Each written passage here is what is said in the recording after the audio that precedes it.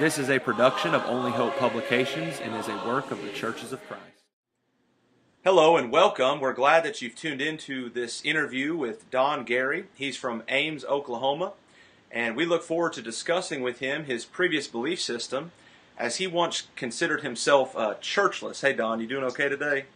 Hey, I'm doing great. That's good, man. That's good. It's good to sit down and talk with you. So thankful for these technological means which we can do so. I'm interested, and I think maybe our viewers are interested, if you can define for us a little bit what it means as the name we kind of gave it, being churchless. What is that belief system, and how did you reach that state of belief? Well, churchless, pretty much, it has to do with the idea of people having reached the conclusion that there is a God, but they don't understand enough or know enough about God to identify with any one church. Now, I come from a family, my father has, on my father's side I have Baptist relatives, but he himself, I never went to church with him, so he didn't attend. And then my mother, as a child, she went to a Methodist church, and I had never been to church with her before either. So, while they have a church background, they believe that they had their own relationship with God.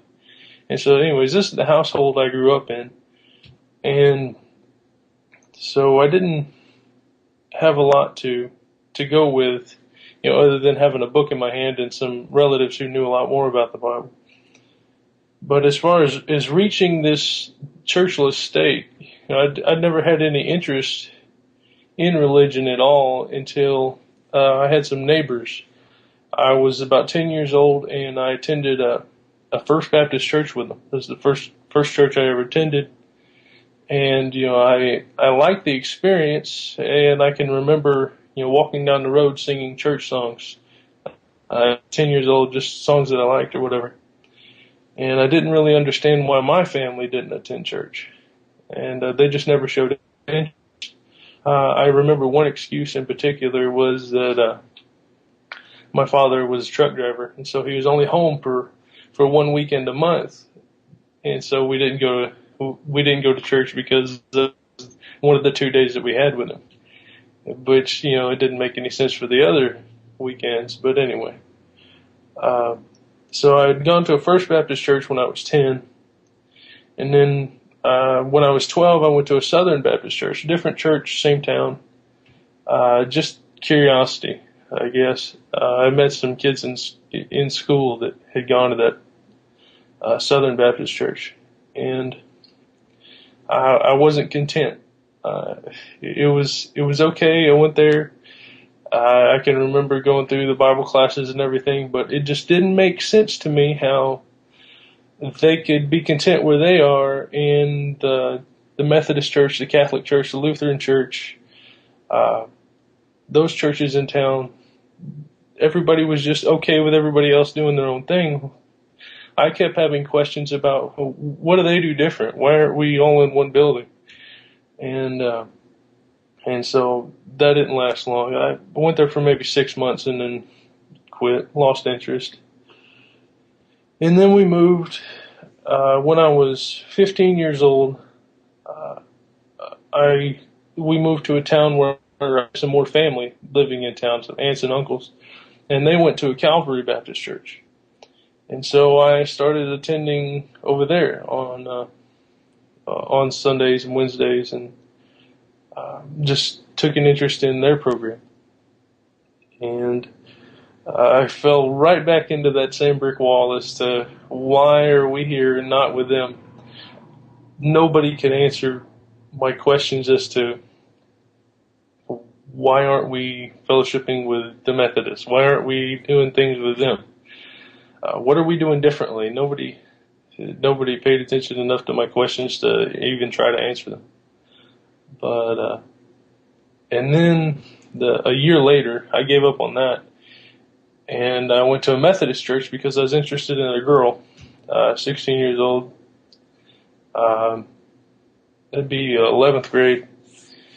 And I went every Wednesday for 6 or 7 months, and even participated in the events that they had as far as fundraising. Didn't get to go on the trip because I wasn't there when they started fundraising. But and I just felt like it was a lost cause. I'm doing this, but there's no more interest other than the girl.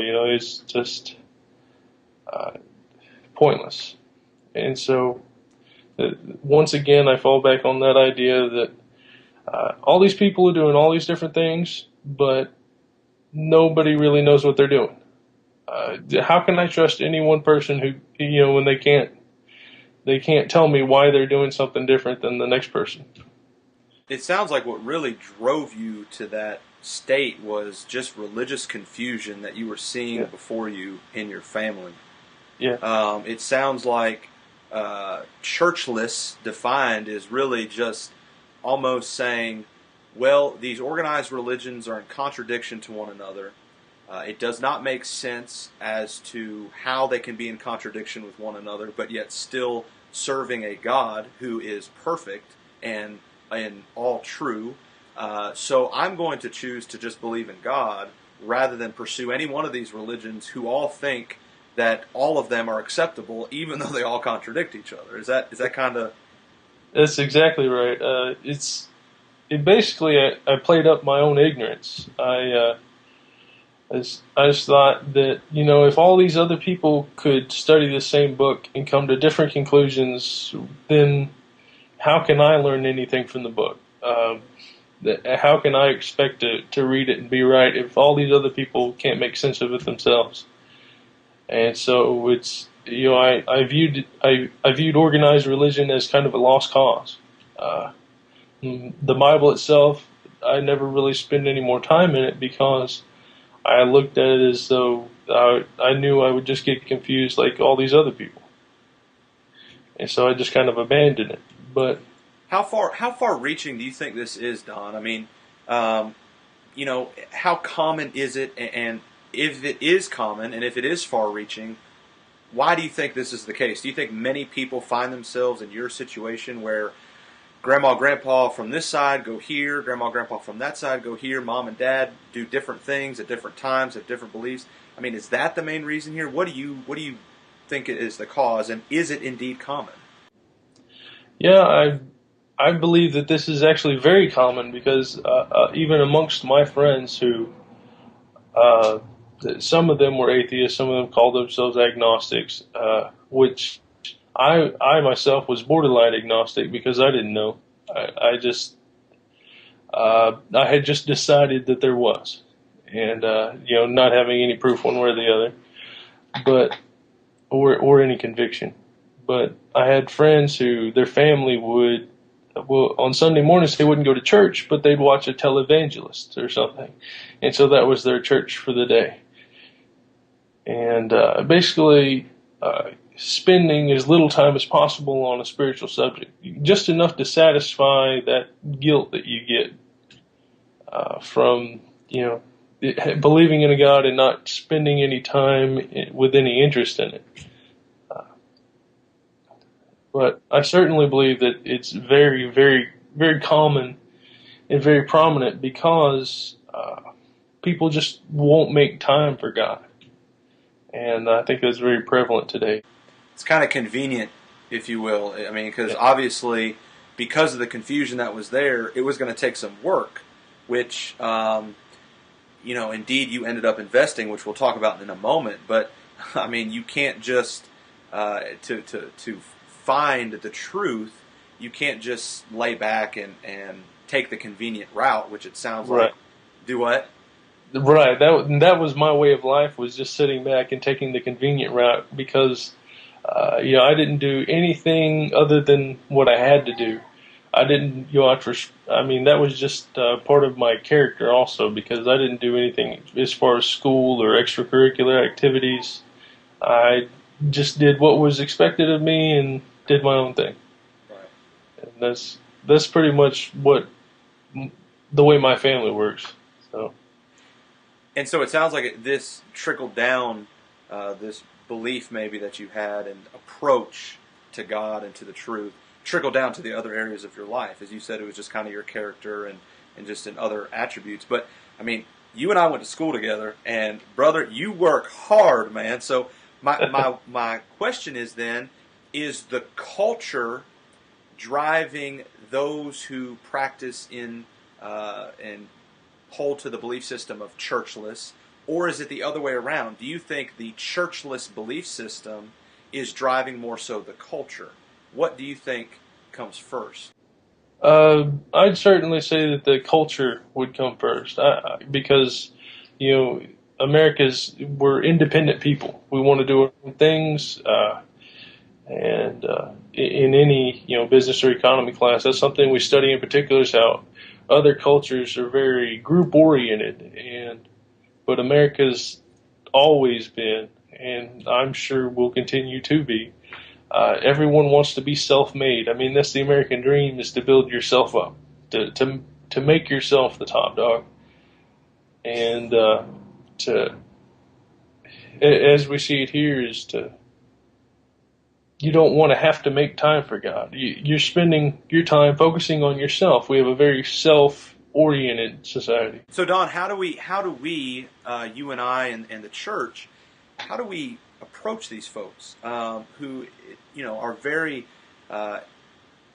individualized, if you will, and are focused on the American spirit, the American way, and very prideful in a sense? I mean, there's going to take a certain level of humility that they have not had to experience in any other aspect in their life. It's not prevalent in culture at all, Right. unlike other cultures, like you said. So how can we maybe approach them in a way that would cause them maybe to consider giving up that mindset? I mean, what do you suggest? Well, ignorance was bliss for me, as far as that mindset. I was afraid to know more because everyone else couldn't make sense, so how could I? But my question that I had to ask myself, and that I encourage other people to ask themselves, who find themselves believing in God and yet they're churchless.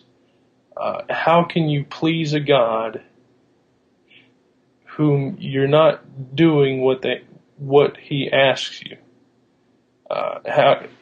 Even if you do believe in God, if you're not going to take the time to study or do what He says, how can you expect to be pleasing? So that should definitely instill fear, which is kind of the point that brought me out.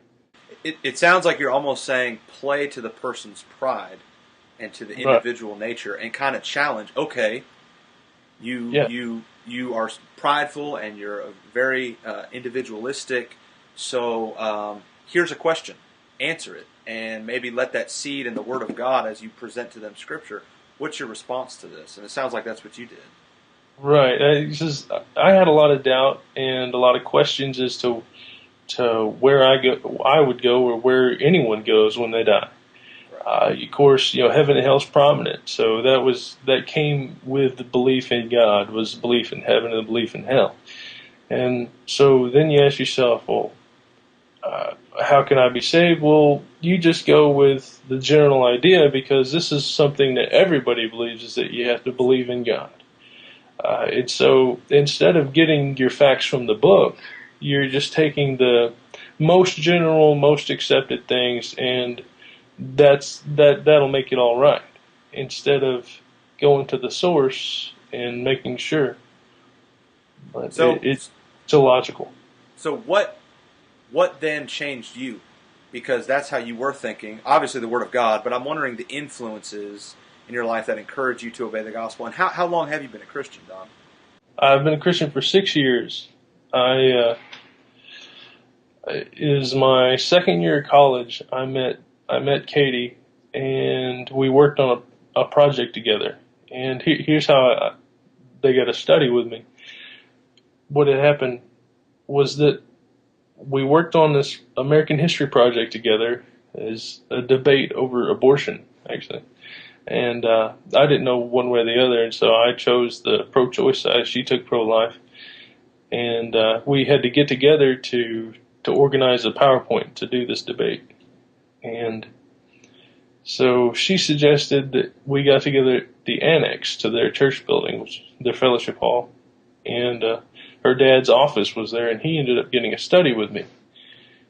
And so even after class, the classes were over, I had an interest in Katie, so I was a fish on the line anyway, and so I kept attending the studies, and I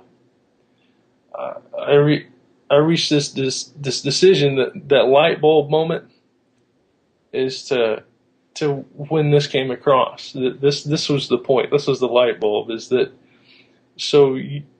You don't want me to join your church. You don't want me to join this particular church. You want me to join that church that's mentioned in the Bible.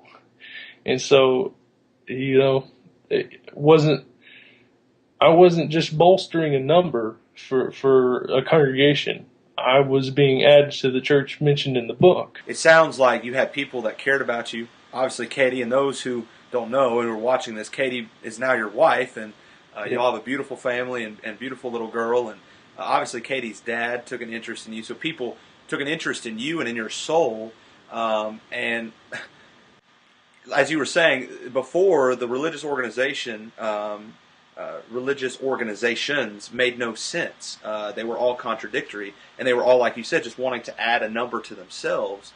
But you saw in the book, hey, there wasn't the Methodist Church, the Catholic Church, the Lutheran Church, the Baptist Church. Like you were mentioning before, as you were seeing, this doesn't make any sense. There's the Lord's Church. It's funny, I studied with a lady yesterday, and I said, on the day of Pentecost in Acts 2, when folks were coming up out of the water after being baptized, if we went up to them and asked them, and this didn't originate with me, this idea, it comes from Brother Clark, actually, in Memphis. He said, if you went up and asked them, hey, what denomination did you just become a part of? They would look at you like you're crazy, because that's the very beginning of the church. And this lady even said to me, they would say, I came a part of the Lord's church. And I said, that's right. And it sounds like that was the light bulb moment for you. It's like, this is the church. This isn't some other just group.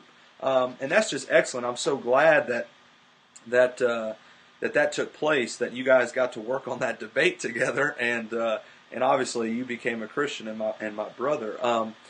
I'm wondering, we've kind of talked about this a little bit, but what can we do to get what you realized into the minds and hearts of others? I mean, obviously, preaching the Word of God, you've already mentioned asking questions that really cause them to think. And just, do you have any words that maybe, you've already said maybe a question that you would ask. Is there anything else that maybe you can think of in regards to our approach as brethren to folks that find themselves in this churchless state?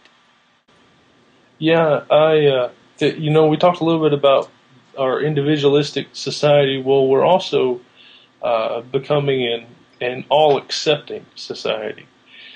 And so one thing that I found particularly is kind of offensive, and every time I use the term, I find that it's taken with that grain of salt, is that word non-denominational. When somebody asks me, well, what denomination are you a part of? And so in explaining, a couple of times I've done this, I've said that, well, non-denominational. The Church of Christ is not.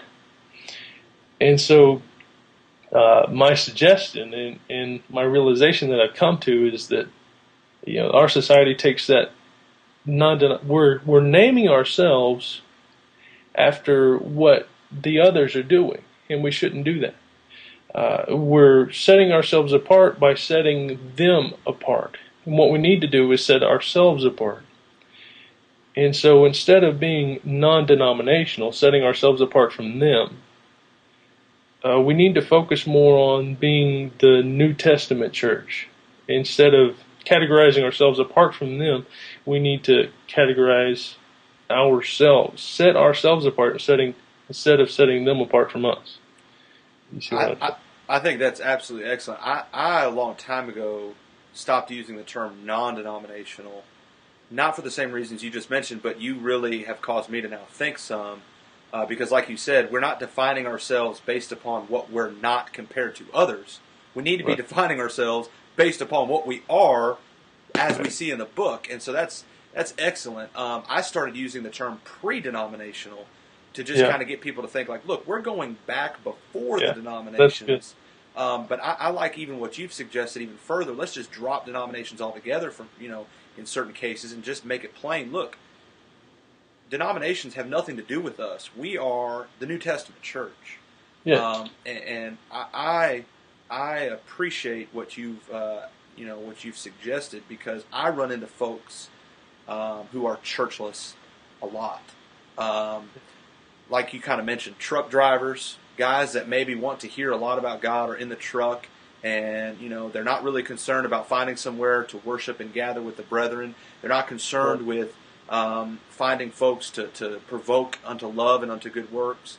They're just wanting a relationship with God without the church. And obviously, that can't happen because Christ built His church. Matthew 16:18. Christ takes it personal when His church is offended, as we see in Acts chapter 9. And so, obviously, the church is a part of Christ. So we cannot have Christ without the church. And so, kind of going on that, I'm wondering, now that you are a member of the church, what are the differences that you see? What are the benefits and the life-changing blessings that you've now experienced being in the church and having the fellowship and the joy of being around like-minded brethren and children of God, as compared to that one-time state where you were churchless? Let's talk about that a little bit. Right. Well, identifying with a church in particular, as apart from being churchless, I found the very first thing was comfort, because my main interest in religion had to do with death, the fear of the unknown. And so that comfort that you get from the book, I got from the church. And my immediate family in particular has always separated itself from the rest of the family. And so I myself in particular have always been a go my own way individual. Grew up and always practiced sort of being a loner type. And I found that in the church, I found that comfort of having a support group didn't have before. And also, you make that comparison as to how no matter how much support you can get from your family, they can't support you in the ways that the church can. And that's in this spiritual encouraging way. In that encouragement to grow, think about how church works. As you are certainly capable of growing as a Christian on your own, but when Christians come together and study, and say a more studied individual, the teacher teaching the class, of course, knows a little more about the subject already, and you learn something after that manner, you certainly grow together a lot more than you grow by yourself. It makes me think, kind of just to go off what you said, I'm thinking of a football team. A quarterback can practice throwing balls through a tire, a hanging tire. He can practice studying his plays. He can practice, running the plays in his backyard. But he is not going to grow like he really needs to until he gets out there with the rest of the team and plays with them. So that, every member participating then really helps him develop into what he is trying to be. Which, as you said, if we're trying to be Christians, then we need to be focused on not only God, but God's family, and be working together with His body.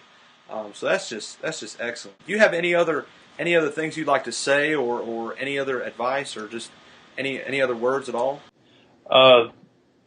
I'll just say this, that out of being churchless, certainly was, as you said, that religious confusion that put me in that state. I was not content to be led about by someone else who didn't know what they were talking about. And so when I finally found someone who was practicing what the book said, rather than just this is the way we've always done it. We do this because he said to do it. This other person said to do it. We can take comfort in knowing the book, but being churchless, ignorance takes a foothold. It's that fear of the unknown. Well, if I don't open the book, I don't have to worry about it. And you try to get by on that. And if you're you can't be content with that. You never will be. I appreciate all that you've said, and it sounds like really what you ended on in regards to words maybe to those who are churchless is to continue to search. Don't just settle. Don't just settle for ignorance, like you said. They know deep down that they're not opening this up because they know when they open this up, they're gonna have questions. But you're saying don't be afraid of those questions. Jesus tells us, "Seek and you shall find." Matthew chapter 7, verse 7 and following. Knock and it shall be opened unto you. He tells us that if any man desires to know the will of God, he will know the doctrine. John 7 and verse 17. So if somebody really is not going to settle on being content in ignorance, they're going to find the truth. And it sounds like that's what you did. I really appreciate you joining us today. I'm so thankful that you were able to sit down with me. I know you're busy. And all of those who are watching, if you have any questions about this interview or about any of our interviews that we try to publish and promote on Only Hope Publications, please contact us. Contact us by visiting our website through any one of our social networking outlets, and we would be happy to further assist you in any questions that you might have and study the Bible with you and point you to, as Don has been saying time and time again, the book and what God has to say. Again, Don, we thank you so much, and we thank all of you for tuning in and watching this interview.